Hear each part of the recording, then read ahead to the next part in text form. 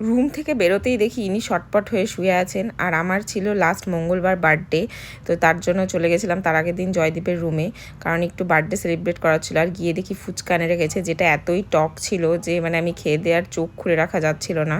তারপর হলো একটু ছোট্ট বার্থডে সেলিব্রেশন, আর আমার ভয়ে অবস্থা খারাপ, মানে এই রিয়াকশানটা হলো সবথেকে বেস্ট। আর তারপরে চললো সবাইকে এক এক করে কেক খাওয়ানো আর কেক খাওয়া।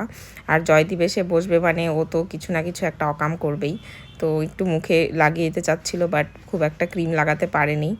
আর এই আমার বার্থডের একটা ভ্লগ খুব শিগগিরই আসবে। আসলে আমার শরীরটা খুব খারাপ হয়ে গেছে, তো আমি ওই জন্য এডিট করতে পারছি না, তো খুব তাড়াতাড়ি অবশ্যই একটা লং ভ্লগ আসবে।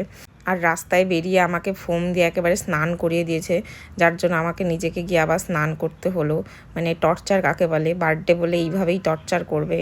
যাই হোক, লং ভ্লগের জন্য প্লিজ একটু ওয়েট করো।